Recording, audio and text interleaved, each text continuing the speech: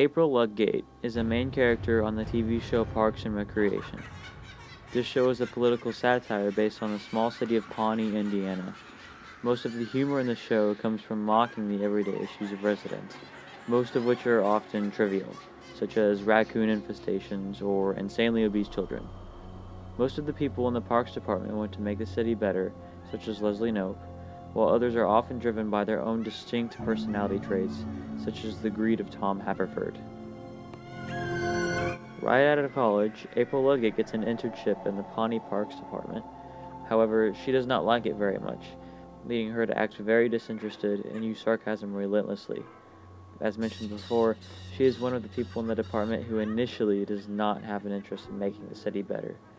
When the show starts, she is living with her parents and sister, all of whom she dislikes. However, she eventually moves out to live with Andy Dwyer after they get married.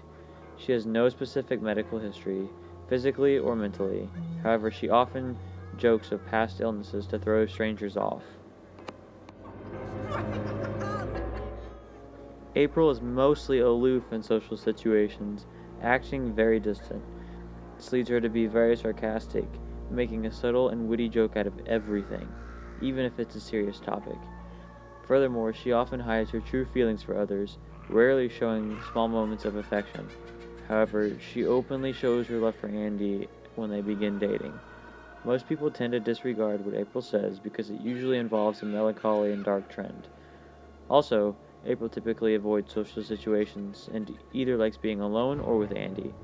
Social situations can make her nervous and retaliate with more sarcastic and defiant responses. Based on my previous knowledge of psychology, I would suggest that April has dissociative identity disorder, slight depression, and social anxiety disorder. I propose that she has dissociative identity disorder due to a continual slip into the personality of Janet Snakehole. It seems as if this personality is not always within her control and leads her to make decisions that she would not typically make with her usual personality. Second, I propose that she has slight depression. This accounts for her constantly dark attitude, as she does not always seem to be aware of it. Lastly, I believe that she has social anxiety disorder due to her continual avoidance of social situations, unless it is to make fun of people. Her desire to hide her true feelings for others expresses her attention to what others think of her and fear of possibly criticizing her. This can also be supported by her use of defense mechanisms in social situations. For example, she often uses reaction formation by acting differently in order to cover up how she really feels. I trace all of these disorders back to her desire for self-actualization. Although she does not outwardly express it, she has goals in life and wants to help other people, but fears that she will not be capable, leading her to act disinterested.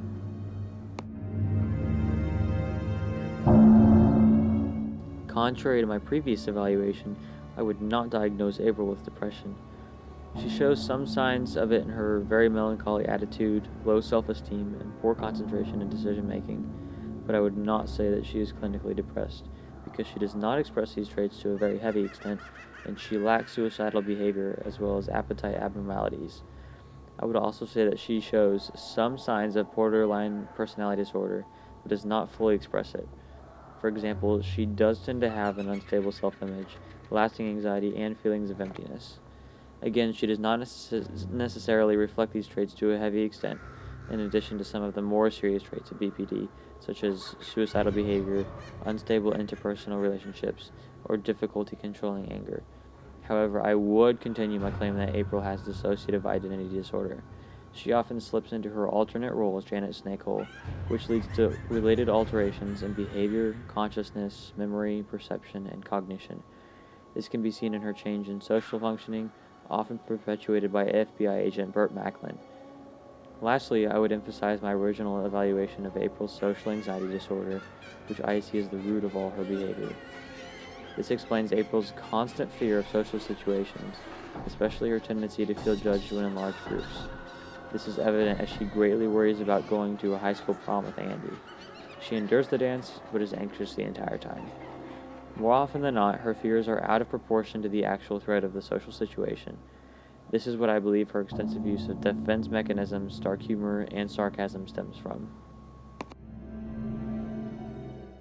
I would divide April's functional assessment into 3 stages. As an intern, I would categorize her as a 60 out of 100. She's very reliant on other people, and her social anxiety is expressed at its fullest, thereby impairing her ability to function alone in society.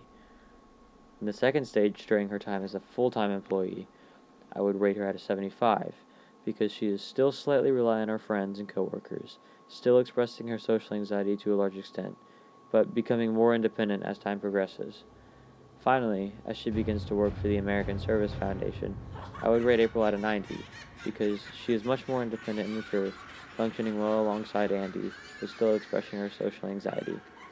I would attribute this continual growth of functionality to her strong drive and work ethic. Although she denies this at first, Leslie Knope fosters April's hardworking nature, which allows her to progress and somewhat control her social anxiety, leading her to self-fulfillment. Although no treatment is present in the show, I would suggest a cognitive approach to treatment for April based on modern standards. She would most likely not respond positively to a humanistic, behavioral, or medical response because they would probably seem pointless to her. However, a cognitive approach could work very well and lead her to change her thinking, which would in turn lead to a change in behavior. I believe that she would respond very well to rational emotive behavior theory specifically. This would help April to question her dysfunctional thoughts regarding her social anxiety, allowing her to realize that these threats are nowhere near as bad as she had previously thought. At the end of the show, April finally expresses her desires and goals. After trying to find a job based on a list of what she likes, she realizes that she wants to work for the American Service Foundation, an agency that helps people find jobs. She later has 2 children with Andy Dwyer and lives on successfully beyond the show's finale. The disorders portrayed in the show seem mostly accurate, but they are exaggerated to some extent in order to maintain political satire. April's seemingly dark personality adds to the humor of the show, and most people with her disorders would likely not behave to her extent. This show could possibly be harmful in that it exaggerates the symptoms of April's disorders, leading viewers to have misconceptions about them. However, the show in itself could be cognitive therapy for those with these disorders, since they make light of the social situations that cause the symptoms.